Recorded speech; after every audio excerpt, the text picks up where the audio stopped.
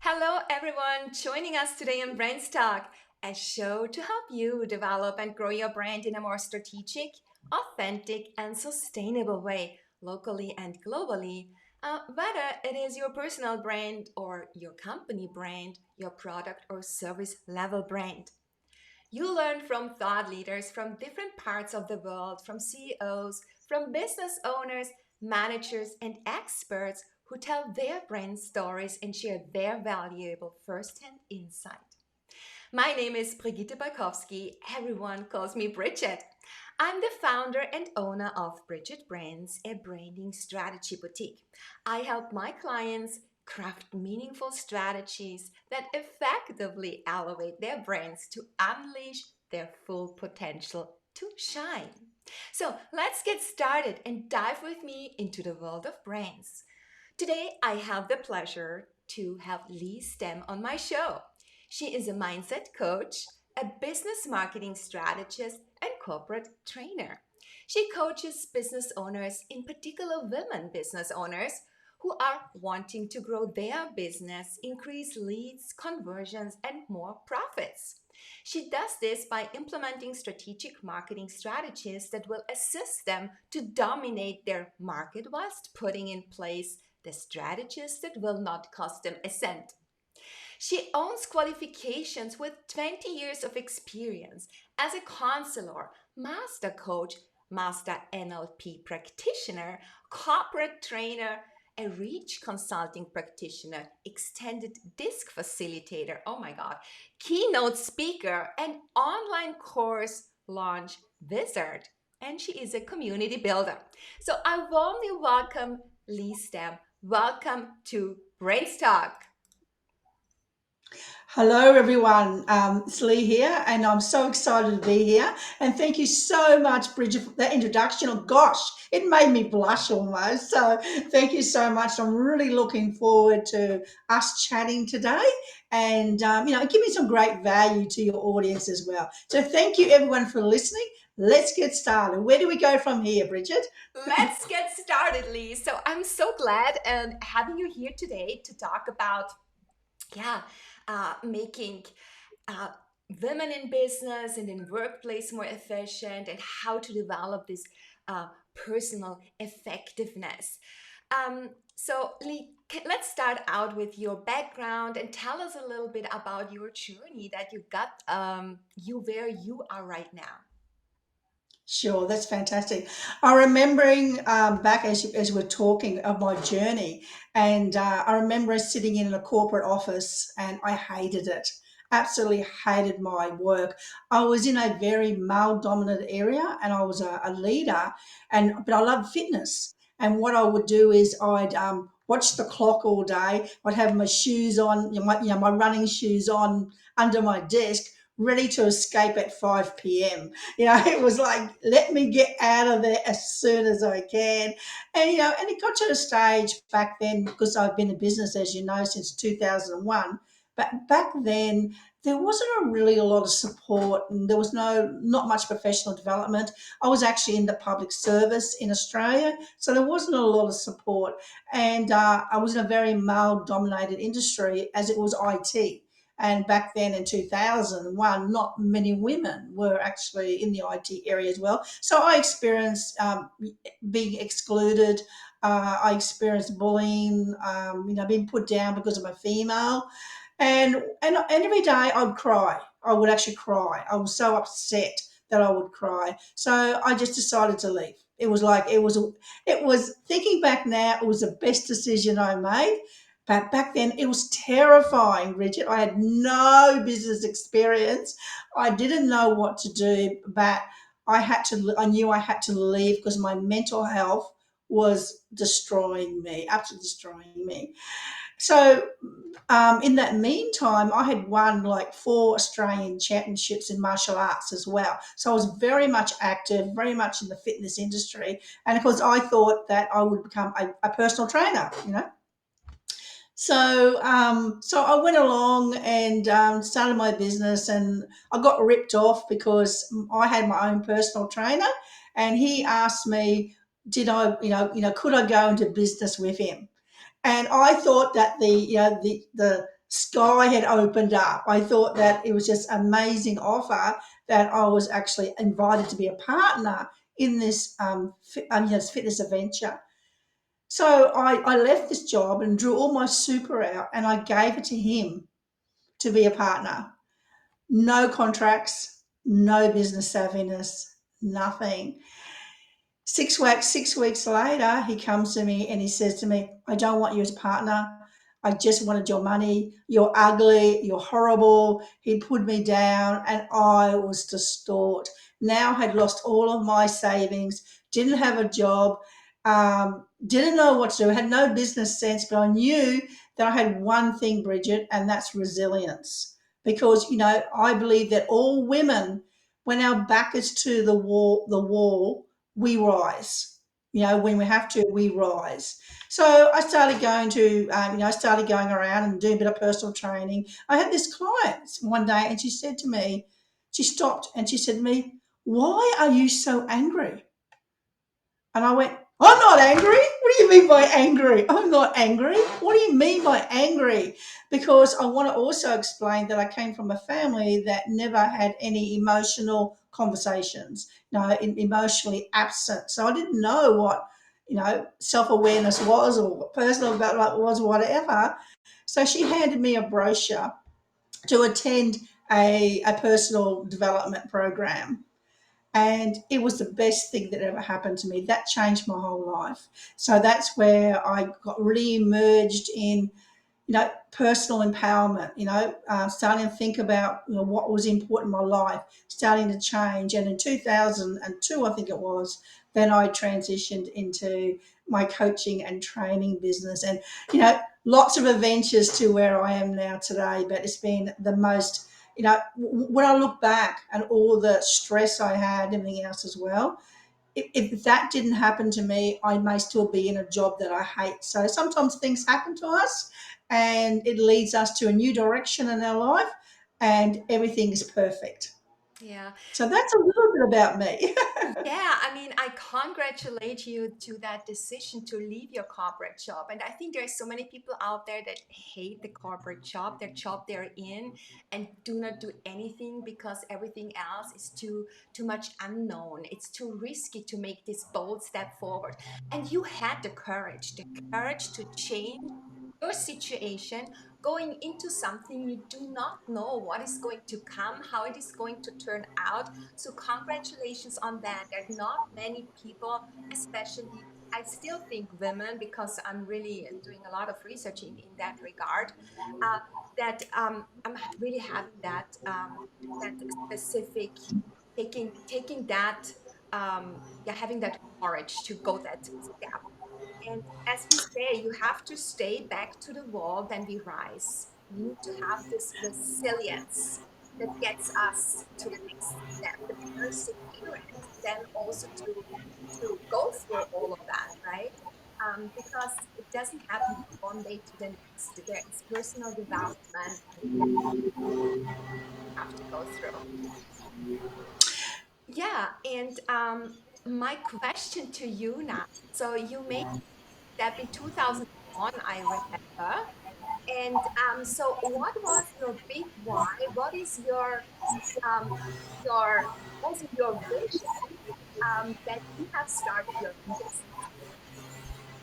Yeah, well, obviously, I think in business, your why changes. As we move through business and we experience more things and we get more clear.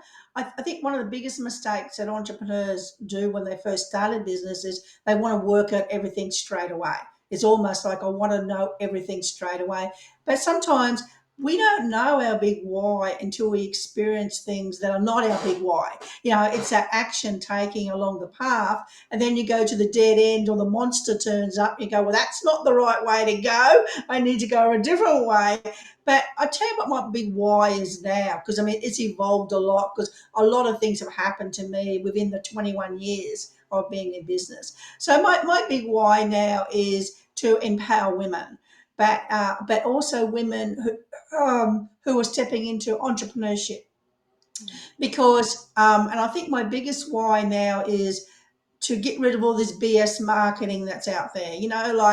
if you do this one thing, everything's going to change. I remember when I first became a coach in 2002, there was a lot of advertising then going around about sitting on a beach with a laptop, getting a six-figure income and everything coming in straight away, and you haven't got to do anything about it. No one back then, no one talked about marketing. It was just like, do my coaching program, you be on the beach, and that's it. So my big why now is, I'm thinking as I'm talking, is about teaching women business savviness to understand, you can be really ripped off.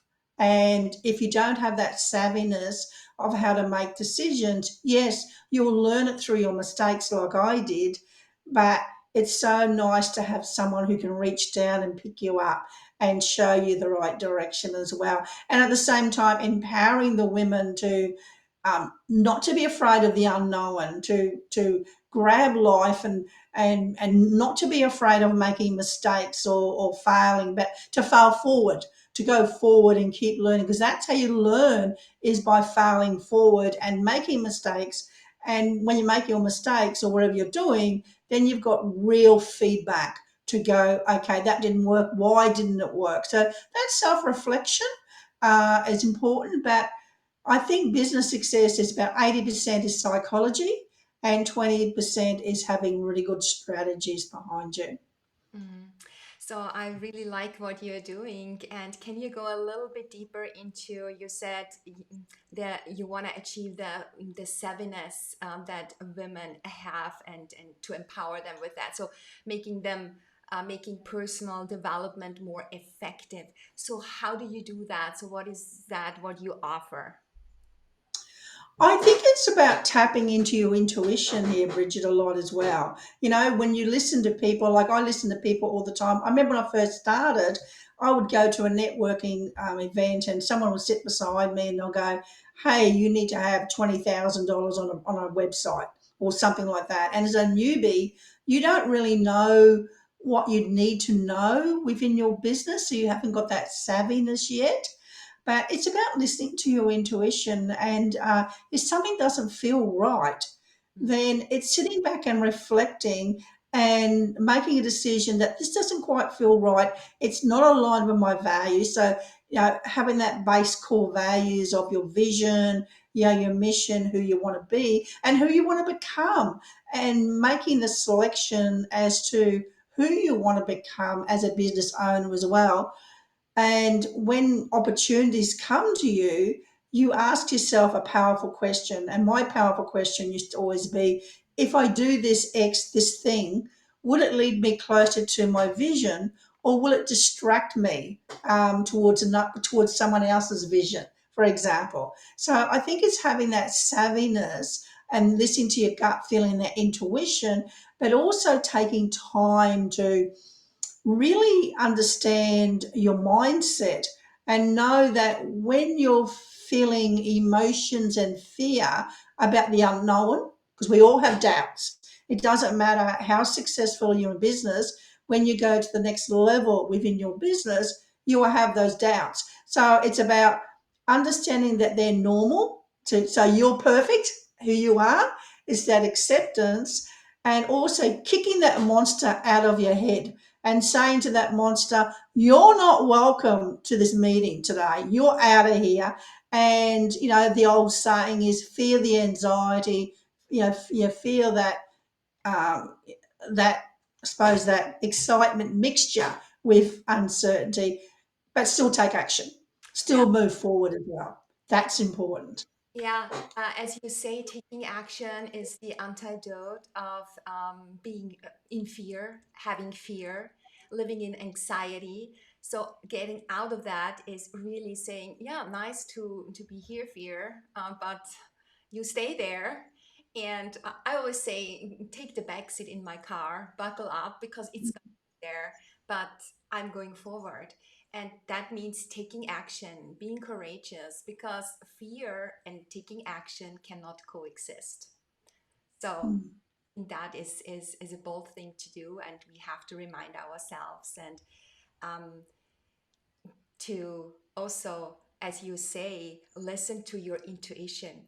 We have to learn that again. Yeah, we are conditioned to, be conventional, go with the flow, but we have to reflect to what we already know, what is in us, yeah, and listen much more to that voice, yeah.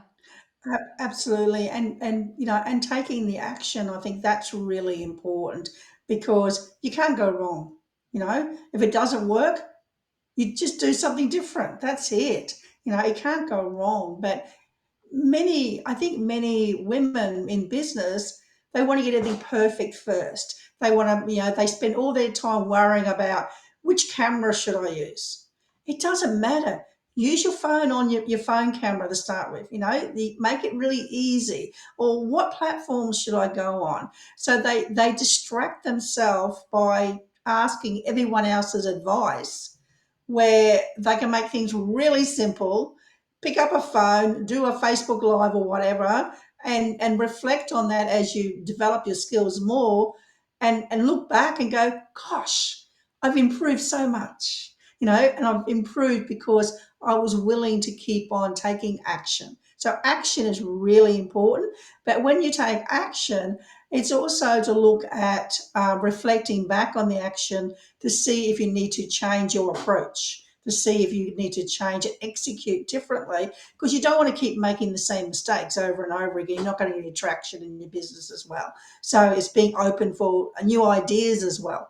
Yeah, so when you are taking action, you are learning. You're learning from your, and I wouldn't even call it failures or mistakes.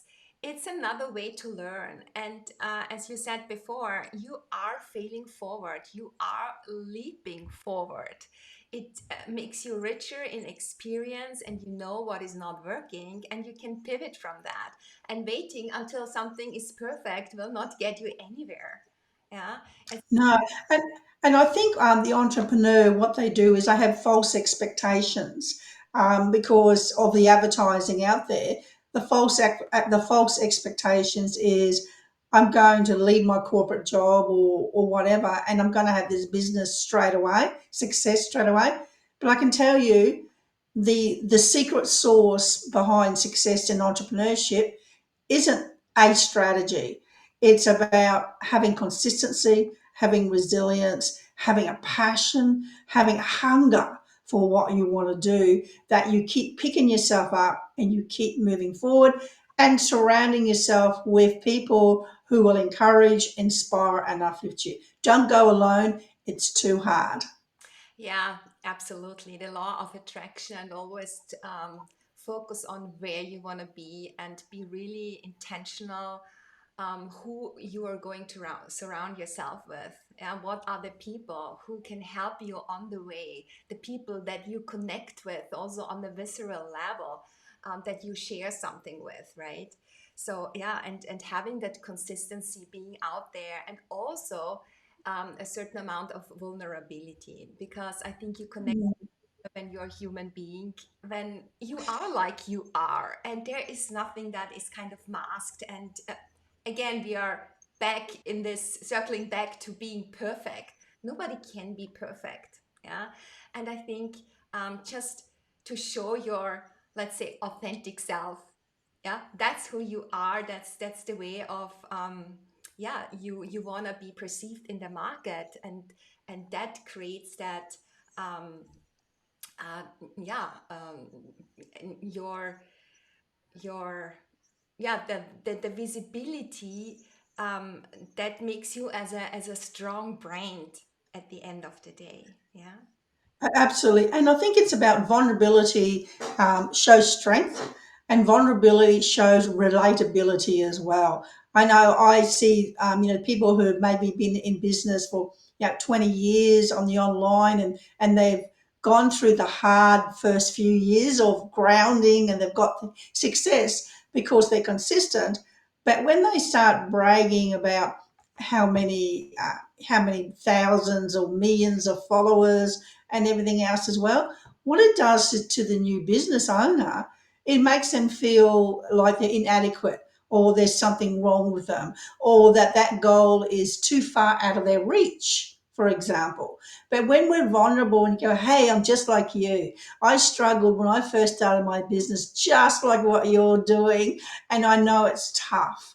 That brings in the relatability and the empathy, and people will go, I like her because she's not trying to give us false expectations. Because if you're going to be in business, you're going to have to work at it as well. It doesn't, there's no overnight successes.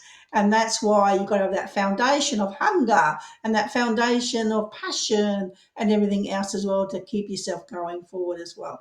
Yeah, absolutely. So, Lee, I have a question regarding women. Why are you specifically focusing on women in personal development?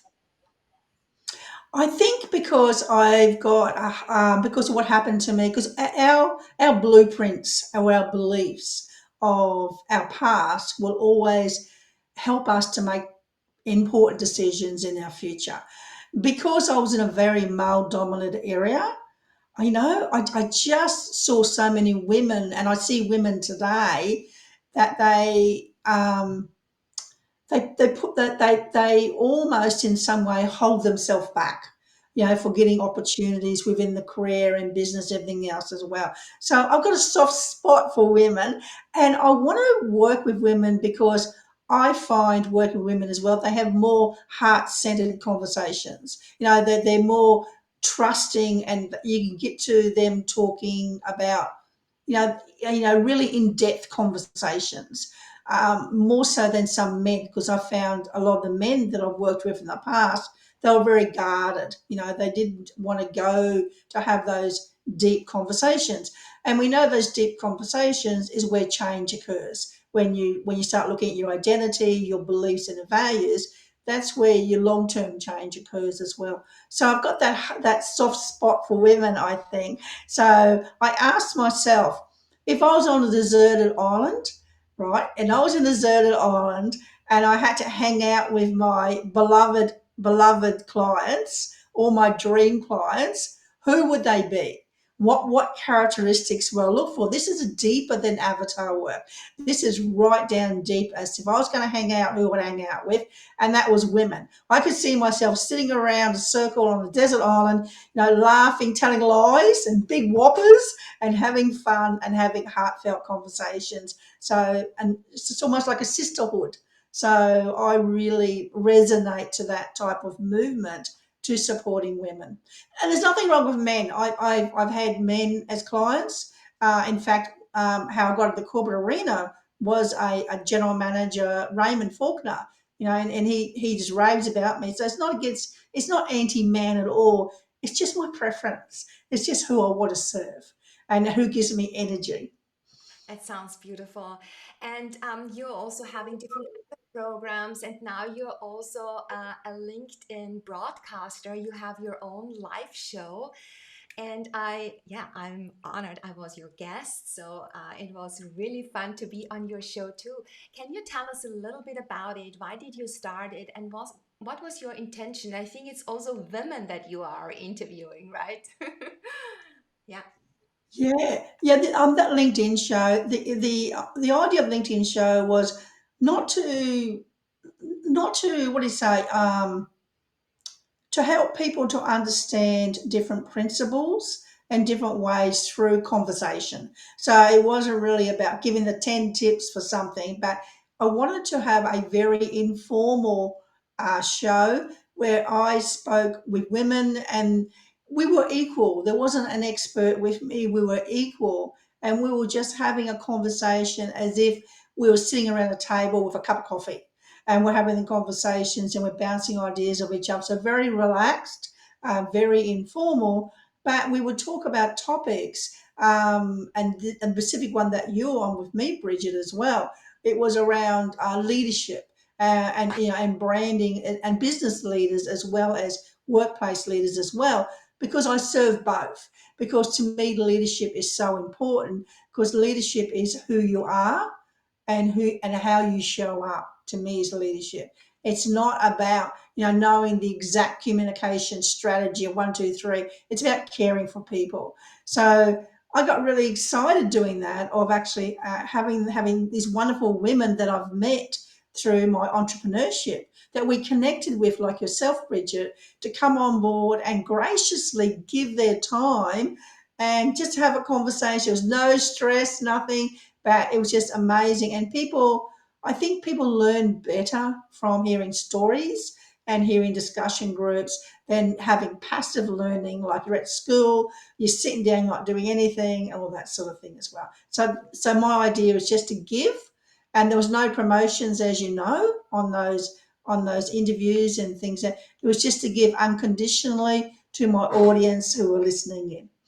Exactly. I mean, I love that you have mentioned, yeah, learning from stories. And also when I still teach at the universities, and when I try to explain something, I use stories because I feel like then I see them listening, they're on spot, and then I have the feeling, and it is like that, you're connecting really on the emotional level. You're touching their hearts because they see themselves in the story, and then they remember that much more. Yeah, so you're not directly connecting with the mind or the head, but you're connecting via, yeah, as a secondary thing, via your heart to the head. So that's why we love stories, yeah, because we have our own movies in our head, and that's what we remember. And I see also my students then in the exam, they come with my stories, so it's really interesting, and it's nothing that they need to study, it's just there, you have it, you understand it. Yeah. Yeah, and stories have been embedded from us. When we're little kids at night time, our parents would always cuddle up beside us and tell us the story. And I remember my brothers used to tell me stories of the big monster under the bed. They're going to jump out and grab you, and we walk around and we get scared and scream. You know what kids do. So we're all conditioned with stories, and I think it's really great to be able to speak authentically and use stories as metaphors and ways to help people to gain their own insights. So we're not telling or dictating or trying to put our values onto people as well. Because I know from my NLP training, the idea of open loop stories and metaphors allowed my clients to gain their own learnings, their own insights, so they start to move forward and start to create that long term change. Mhm. Yeah. So yeah, they get to pick out of the story whatever they need for their personal development, true for them, and what can help them to grow. Yeah. So since you're also in the educational realm with the coaching and online courses, and having been in business for 20 years, you have built your personal brand, and you help others in that sense also to build their personal brand. So what does personal branding mean to you, and especially in the context of women? Yeah, personal branding to me is how you how you present yourself, how you actually show up. It's to me, personal branding is, am I caring for someone? Am I a person who puts my clients first? Do I take time to stay to talk to my clients? So to me, it's to me obviously I'm not a glamour person, for example. I'm more of being authentic, being real, having heart open conversations, great listener. But I have the ability, which is part of my personal branding, and this is what someone else told me. I wasn't even aware of it. And this is the power of feedback. And they said I had the ability to ask questions so that I can drill the person down so they uncover how their thoughts dictate their behavior without me telling them. So I love that, because that's, to me, it's about, when that happens, my clients get the shifts that they need to get, which moves them forward as well. So yeah, I'm very, and again, and of course, part of my branding is no BS marketing. It's like, let's be honest here. Let's roll our sleeves up. Let's understand it takes time to actually build a business. Roll our sleeves up. I will inspire you. I will keep you on track. I will keep you accountable. All you need to do is have a willingness to keep moving forward and taking action. Great. Thank you so much for sharing that. So let's circle back to failing. You mentioned failing forward and Mm. love stories. So I would like to know, do you have a story about yourself where you failed forward? Was there anything, a roadblock, a detour that you have to take that was so pronounced, that was so significant that you learned and you grew from it forward? Is there anything that you want to share with us? Yeah, in 2016, so I love my coach and love my corporate work. But in 2016, I had a traumatic experience which really changed how I moved forward in my business to what it is today. It was a catalyst. And what had happened with me, I had actually got cancer and I had to have a complete nose reconstruction because I lost my whole nose. And it took like 7 operations in 1 year to do the construction. And then I had a year of depression afterwards because here's a woman who did martial arts and very active every day up until my age. I was pretty close to, I was pretty close to 60 at that time, and a champion, and all of a sudden that was taken away from me. It was my passion, it's what I loved. It was taken away from me because during all those operations I couldn't, I had my nose covered over because you go through a reconstruction process that for the first six months, 6 weeks, you have no nose at all and things like that. So it was pretty traumatic because because when we look in the mirror, the first thing we do is to see our face. So that was really, so my business, with 2 years away from my business, everything died. There was no income, there was nothing coming in. And I didn't want to go back to the corporate arena. I didn't want to go back to working with managers. Even though I was contracting, I didn't want to go back there. So then I decided to go into the marketing, into marketing and online business. And I thought, I'd listened to all the bells and whistles and tried all of these wonderful things and paid like probably pretty close to $100,000 in the last 4 years of trying all these amazing marketing strategies, and it finally and I wasn't getting the traction that I was after. I was following all the strategies. I was following, and I'm a big implementer as well. I was implementing everything, lots and lots of investment, and then one day the penny dropped.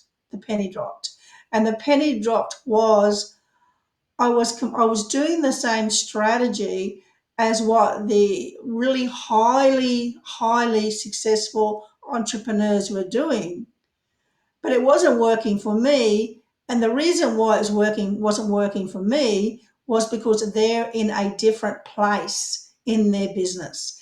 They already have the momentum going. They already have lots of social proof, lots of clients.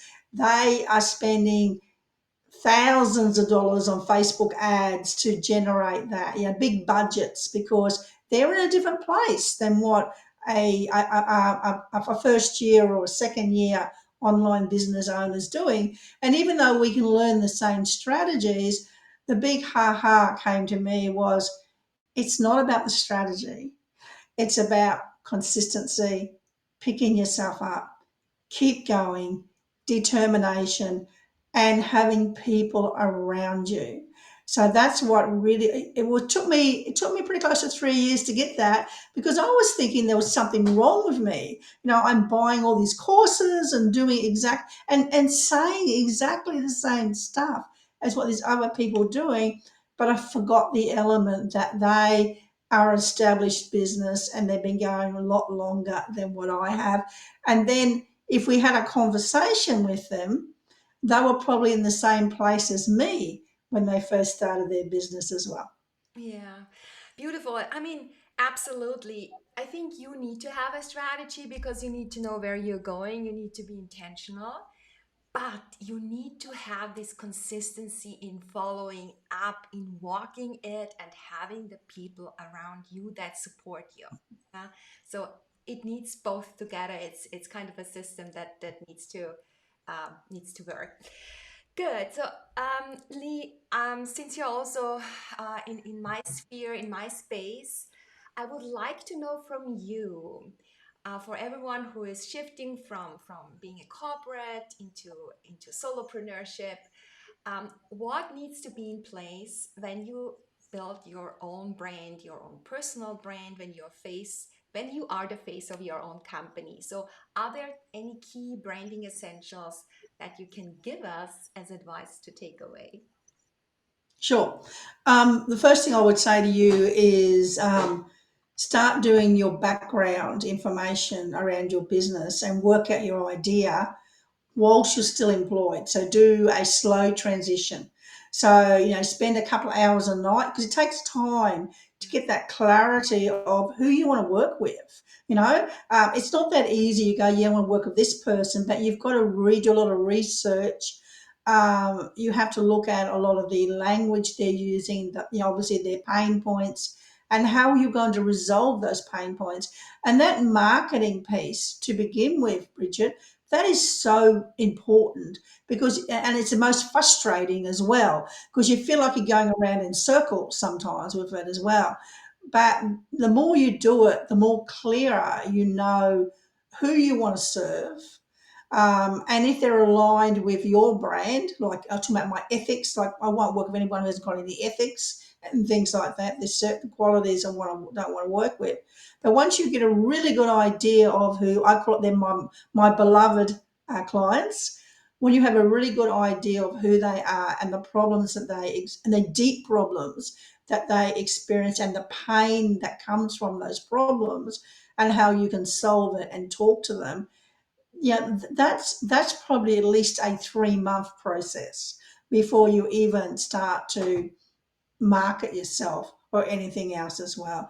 So with the branding, the transition, about it's all about finding the right person that you want to work with, getting to know them, listen to them, understand them, as if they're sitting in front of you and you're having a conversation with them, and to be authentic. And the more you understand them, the more you'll be able to communicate to them how you're going to solve their problems, and they'll identify with you. So then what happens is they're chasing you and you're not chasing them. They're actually being attracted, the law of attraction. They're actually being attracted to you, and then when you start seeing that's happening and you're seeing your clients being attracted to you, then you can look at maybe going to part time with your work and then slowly transition out to a entrepreneur straight away. Unless you're lucky enough to have enough finances to support you for at least a year without earning income. But if you're trying to earn income in your business straight away, so you're operating from desperation instead of inspiration, you're going to really be stressed because there's no magic pill. That you need to be in the state of more of abundance in order to get things going in a very positive mindset, and being open and not in a fearful mindset of I have to pay my bills and this and that. So it's good to keep your corporate job as long as possible, and then kind of once you are ready, you feel like you have your customer, you can generate money, you can have your own income with your business, then basically jump. Yeah, yeah. And what you say is so important. First of all, know yourself, who you are, really do this deep soul work, discover and define yourself, and what your vision is, and then clarify who your ideal customer is. And the more you narrow it down, the more you are specific, the better you can serve, because you cannot serve everyone. Yeah, so I think that is so important. And there needs to be this fit, this alignment of what you can offer to what the customer needs and desires, and that in a much better way than everyone else can do. And I think then you're on the safe side. But as you say, it takes time, and at least 3 months, 1 year. For some it takes even more than that, but it's different, and everyone has a different pacing in that. Yeah. All right. Yeah, Yeah. yeah, and of course, there's always the odd person who can jump at the gate. but they probably already have the contacts already. You know, they may have, for example, if you're in a corporate job and you're hanging out with the CEOs and you want to go out and do the same work, but do it in your own business. Well, of course, you've got the contacts. You've attracted the client already. So they're the priority. So if that's your situation, of course you can go for the gate a lot faster because all the groundwork has been done. Yeah, absolutely. So before we end our show, Lee, I would like to do a very quick word wrap with you. Are you ready to give me quick and short answers? Perfect. Online courses, Fantastic. mindset, Absolutely necessary. women. Glorious. I love that. Empowering. Amazing. Inspirational. Good. And last but not least, brains. Necessary. Great. So, Lee, thank you so much for being on my show today. Um, yeah, if anyone wants to find you, where would they find you? Sure, you can come to my website. It's just leestemcoaching.com. Lots of information is there. Or you can jump into my Facebook group. So my Facebook group is Aspiring Course Creators. You'll see it there. Jump in there as well under my name, Lee Stemm, and I welcome everyone as well. Thank you so much, Lee. It was a pleasure having you here and sharing how you help your clients shine and telling us about your own personal story. And yeah, thank you so much for being here today. Thank you, Lee. Yeah, and that was my conversation with Lee Stemm. Thank you, everyone out there, for joining BrandsTalk today. I'm always welcoming your precious feedback, so please give some social love, leave your comment, or drop me an email. You can also listen to the show as a podcast on your go. Just follow BrandsTalk on your favorite platform. If you're interested in learning more about my services, head over to my website, brigittebrands.com. Or if you're curious about my personal branding course I'm about to launch in January, see the link to further information in the comments. I hope you will join me again when we dive into the world of brands life or having me in your earpods walking the talk. So bye for now. Let's shine. You deserve it. Thank you for listening.